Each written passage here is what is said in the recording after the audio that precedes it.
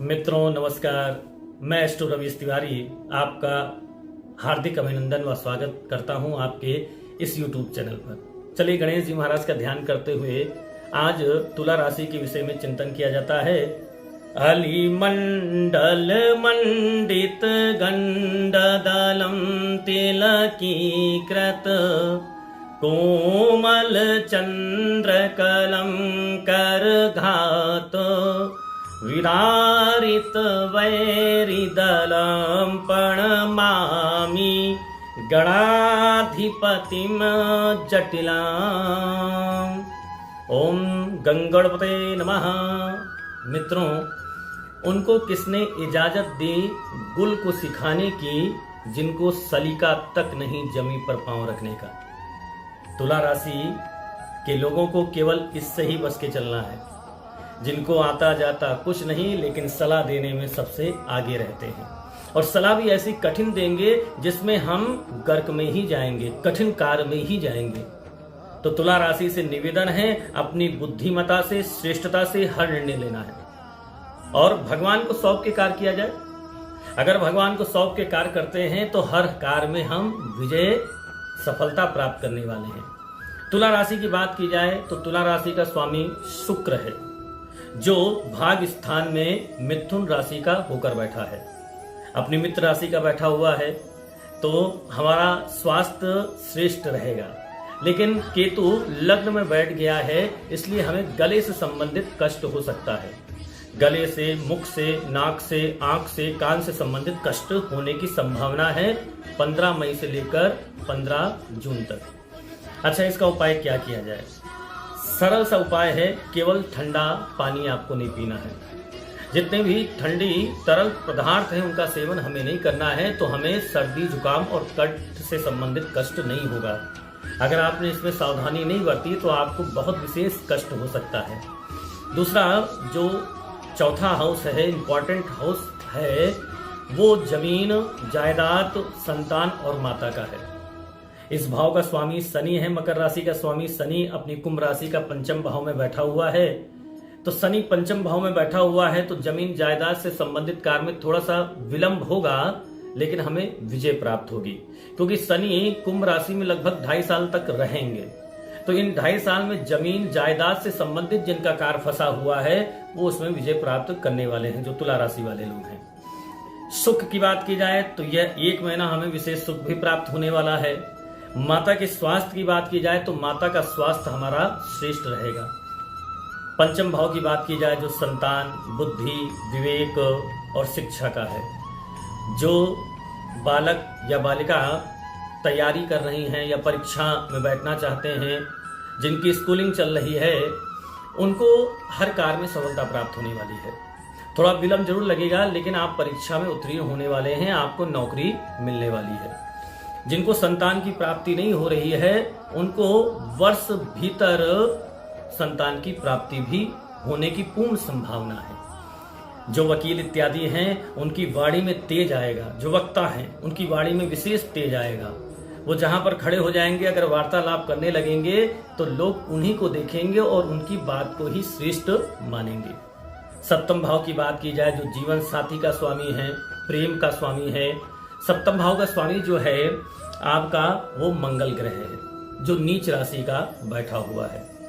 और सप्तम भाव में राहु, बुध, बृहस्पति एक साथ बैठे हुए हैं। तो श्रीमान जी, जीवन साथी से संबंधित कार्य में आपको कठिनाई का सामना करना पड़ सकता है। आपकी धर्म पत्नी से वाद विवाद, झगड़ा हो सकता है, शंका पैदा हो सकती है, शक पैदा हो सकता है, इसलिए सावधानी बरतें। जितना संयम रखेंगे उतना ही आनंद है।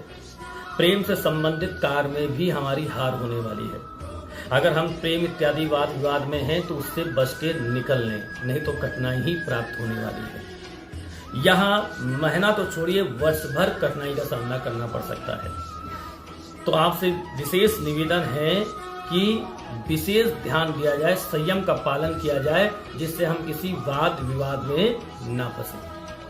नवम भाव की बात की जाए जो नवा हाउस है उसका स्वामी बुध है, बुध सप्तम भाव में बैठा हुआ है, लेकिन सप्तम भाव में बृहस्पति राहु के साथ बैठे होने के कारण यह एक महीने भाग्य की दृष्टि से भी बहुत अच्छा नहीं होगा। जैसे हम कर्म करेंगे वही हमको फल मिलने वाला है। मान लीजिए 100% आप कर्म कर रहे हैं, मिलेगा आपको 70% ही। तो विशेष ध्यान देने की आवश्यकता है। और भाग स्थान के बाद हम बात करते हैं राज और कर्म क्षेत्र की। राज कर्म क्षेत्र का स्वामी चंद्रमा है, जो 2.25 दिन में परिवर्तित होता रहता है, इसलिए 2.25 दिन में हमारा समय बदलता रहेगा। मंगल 10वें भाव में बैठा है, जो कुल दीपक योग बनाता है, लेकिन नीच राशि का है। तो आपसे निवेदन है, अगर हम कोई नौकरी में हैं या प्रतिष्ठा में हैं तो हमारी उन्नति जरूर होने वाली है, लेकिन मंगल नीच राशि का है तो बिना वाद की उन्नति नहीं हो सकती है। कोई ना कोई हमारे पीठ पीछे षड्यंत्र रच सकता है। तो आपसे निवेदन है, मंगल को पावरफुल किया जाए। यह मंगल को पावरफुल करने का उपाय मैं अभी थोड़ी देर में आपको बताऊंगा। तो मंगल के लिए विशेष ध्यान दिया जाए। ये मंगल 10वें भाव में बैठा हुआ है, जो आपके लिए बहुत ज्यादा भाग्यशाली है। आप जिस डिपार्टमेंट में हो उसमें आप अच्छे पद को प्राप्त कर सकते हैं, नौकरी आपकी अच्छी लग सकती है, आप जहां चाहें वहां आपकी पोस्टिंग भी हो सकती है। अब 11वें भाव की बात की जाए। 11वां भाव का स्वामी सूर्य है, जो लाभ स्थान का स्वामी होकर अष्टम भाव में बैठा हुआ है। तो हम अगर कहीं से हम धन इत्यादि हमें प्राप्त होने वाला है तो बहुत सतर्कता के साथ लें। विशेषकर जो डिपार्टमेंट जो सरकारी नौकरी कर रहे हैं उनको विशेष ध्यान देने की आवश्यकता है। धन तो प्राप्त होगा, लेकिन बहुत सतर्कता के साथ लेने की आवश्यकता है, नहीं तो उसमें फंसने की भी संभावना है। 12वें भाव की बात की जाए तो 12वें भाव का स्वामी बुध है, जो सप्तम भाव में बैठा हुआ है। तो इसलिए हमारी यात्राएं होंगी, लेकिन इस बार यात्राएं भी व्यर्थ की होने की संभावना है। श्रीमान जी, आपसे निवेदन है, हमारे इस YouTube चैनल को देखिए और लाइक करिए, शेयर करिए, सब्सक्राइब करिए, जिससे हमारा उत्साह वर्धन होता रहे और आगे मैं आपको अच्छे अच्छे उपाय भी बताता रहूंगा। तुला राशि के लिए उपाय क्या है? तुला राशि के लिए एक सिंपल सा उपाय है। भगवान शंकर का अगर मंदिर आपके आसपास कहीं पर होवे तो एक छोटी सी श्रृंगी ले लीजिए। श्रृंगी में अगर गाय का दूध मिल जाए तो गाय का दूध लीजिएगा, कच्चा, उसको गर्म मत करिएगा, और उस दूध को श्रृंगी में भर लीजिएगा। भगवान शंकर के मंदिर के पास जाइएगा और ऐसे रखकर ओम नमः शिवाय का जाप आपको करना है। जितनी देर तक वो धारा चलेगी उतनी देर तक आपको केवल ओम नमः शिवाय का जाप करना है। और देखिएगा, यह एक महीने आपका बड़ा श्रेष्ठ बीतने वाला है मात्र इस उपाय के करने से। मित्रों, आप सभी लोग स्वस्थ रहें, आनंदित रहें, भगवान से ही प्रार्थना करते हैं। सभी मित्रों को जय श्री राम।